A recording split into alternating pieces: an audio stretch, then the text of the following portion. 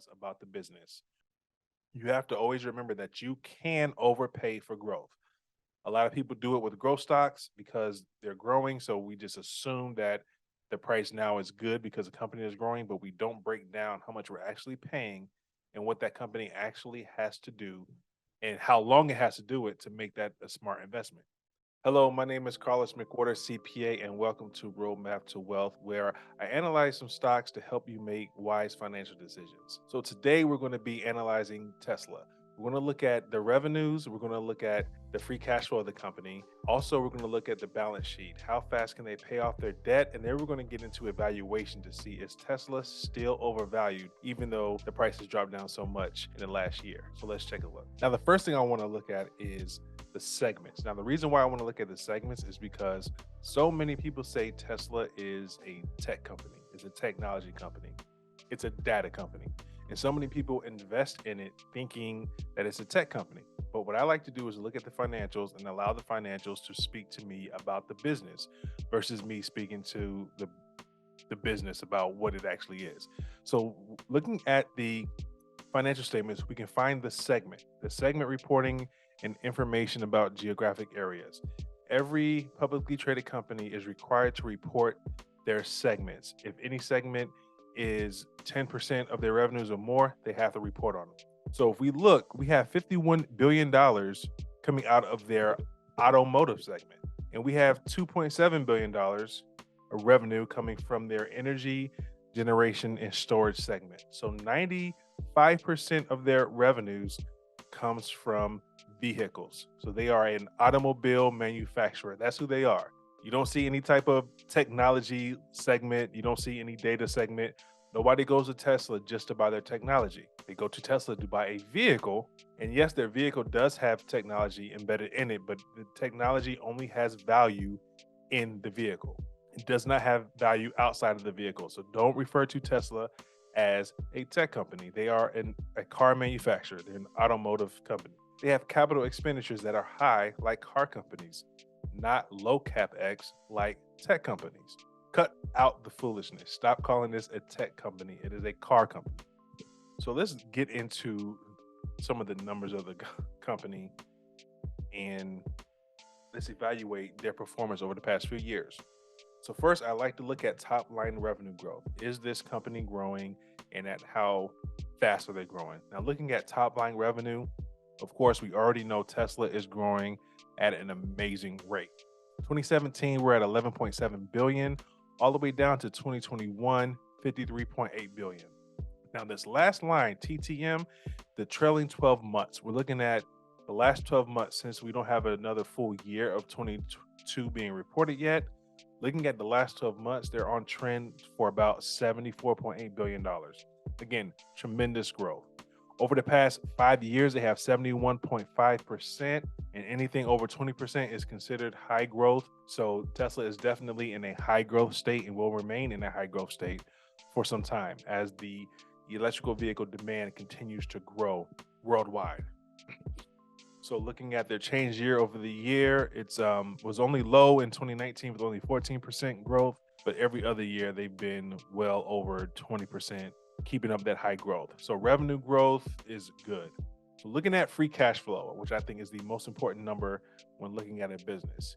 Free cash flow is cash generated from operations minus capital expenditures. And capital expenditures represents the required reinvestment back into the business. Now, the uses of free cash flow. We see that free cash flow is used for reinvestment into the business, paying down debt, acquiring new companies, paying dividends, and share buybacks. So the free cash flow is the cash that the company has generated that they can use to reward the shareholders or continue to build the business. Now, looking at 2017 and 2018, Tesla was in a negative free cash flow state. They were burning cash. They were not generating cash from their business until 2019. And at this point, they continued to grow well into the positive. They went all the way to 3.4 billion in 21. Now for the past 12 months, they're on pace for 8.9 billion in free cash flow. Again, tremendous growth. Over the past 5 years, we have an average growth rate of 37%. This means Tesla is continuing to grow in the right direction when it comes to their free cash flow, showing very strong growth. I'm looking at the free cash flow margins. This is saying how much of their revenues do they actually bring in cash? Of course, when you have the top line revenue, you have all your costs and expenses, but how much cash do you have in hand from the revenues you generated that year? Looking at the single digits in 2019, 20, and 21, over the past 12 months, they are trending to be at 22% of free cash flow margins. That is a great number, a great step in the right direction. So revenue and free cash flow looks great for Tesla right now. Looking at leverage now, we're looking at how quickly can they pay off debt? How healthy is their balance sheet? So we're looking at the debt to free cash flow. We're looking at how much debt they have compared to the free cash flow that they generated, and how many years will it take for them to pay off their free cash flow. We like companies to be able to pay off their debt within 5 years. So looking at 2017, Tesla was at negative 27 because they had negative free cash flow. So they had no cash generated to pay off their debt. So they would have to either pay off their debt with their cash balance or with new debt, or whether they're issuing shares to bring in more cash into the company. And even worse in 2018, but we see in 2019, they started moving in the right direction.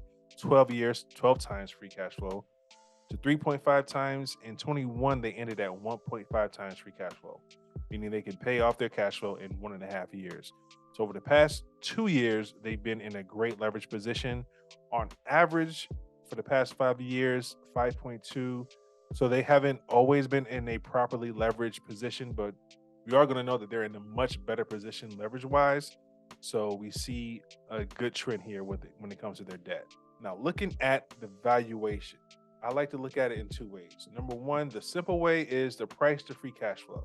I look at their market cap and I divide it by their free cash flow. So pretty much I'm trying to figure out how much am I paying for $1 of cash. I like to keep it simple. Always refer to the dollar. How much am I paying for $1 of cash? And that lets me break it down in simple terms to know whether I think this is a good investment or not. So pretty much looking at their market cap of 561 billion, dividing that by the free cash flow that they are generating of 8.9 billion, the price of free cash flow is 63 times. That means you are paying $63 for $1 of earnings. Now, when you break it down this way, it makes it seem like it's a really bad investment just on the surface. However, you have to think about the growth of the company. Is that dollar going to grow fast enough and long enough to make this $63 a good investment for that $1? That is something we have to analyze in a little bit. But just think about how much you're paying for the stock. I understand it's popular. A lot of people are very positive on the stock, but we always look at the financials and allow the financials to talk to us about the business. You have to always remember that you can overpay for growth. A lot of people do it with growth stocks because they're growing. So we just assume that the price now is good because the company is growing, but we don't break down how much we're actually paying and what that company actually has to do and how long it has to do it to make that a smart investment. So keep this in mind as we're going through this. $63 for $1 of free cash flow. Is it going to grow fast enough? Now let's look at how fast Tesla is going to grow in the future. We know it has great growth in the past, but what about the future? A lot of companies are heavily invested in their electrical vehicle production right now. Volkswagen is projected to surpass Tesla when it comes to electrical vehicle deliveries by the end of next year in 2024. So how is that going to impact the growth of Tesla? Let's look at Yahoo Finance and go to their analysis tab, and we're going to look at some of the earnings estimates or the growth estimates of the company as we're looking at multiple, over 20 analysts and averaging out their growth rates and growth projections.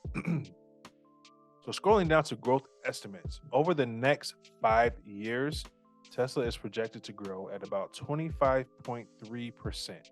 Now, they've been growing at, it says here, 86% per year, but now they're projected to grow at 25%. Now, what this is called is mean reversion. As a company is successful, competition shows up and the company's results kind of revert to the mean, to the average.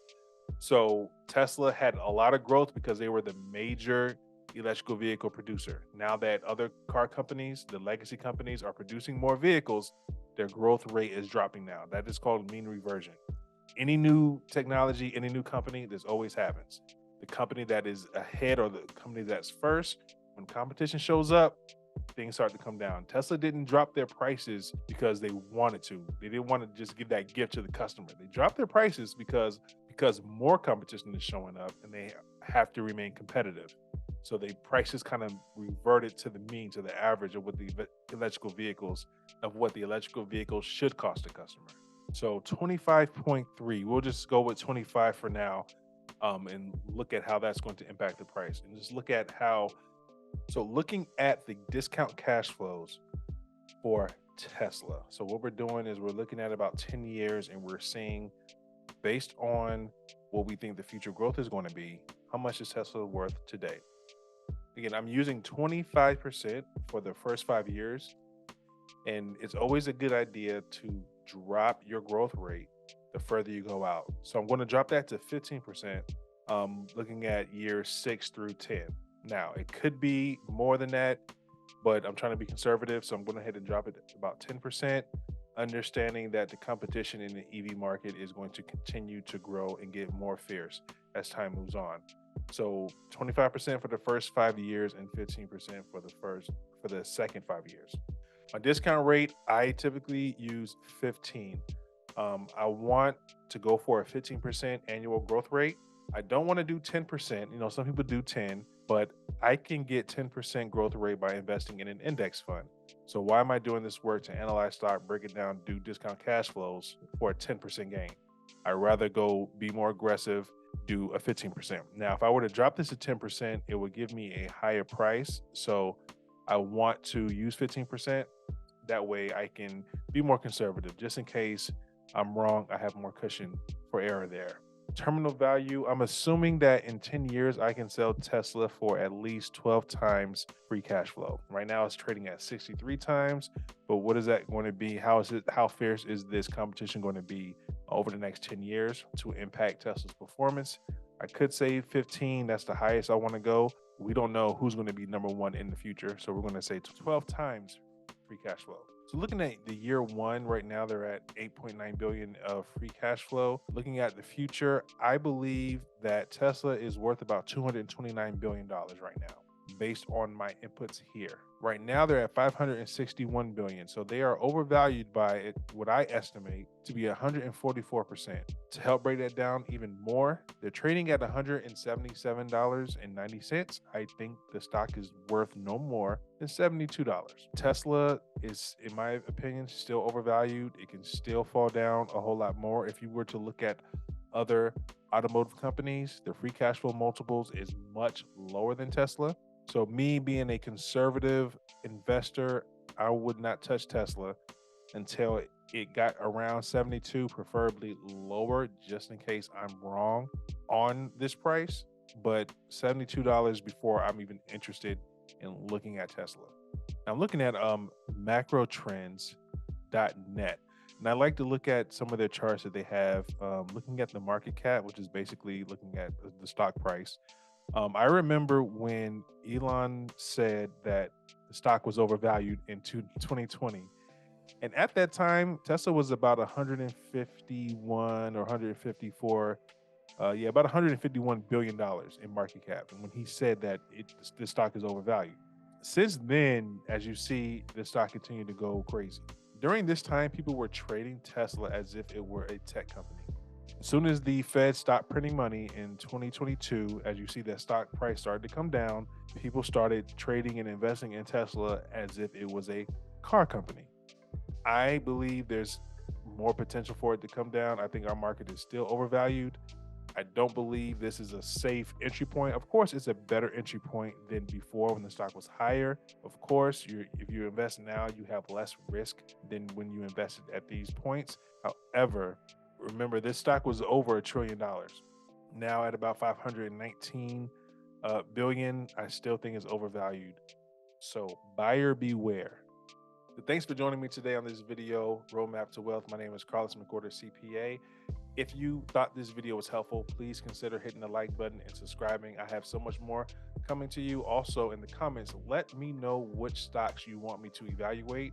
And I look forward to evaluating those stocks to you, helping you see the company for what it actually is. I believe in reading the financials and using that to base my decisions off of. Again, thanks for joining me, and I look forward to seeing you in the next video.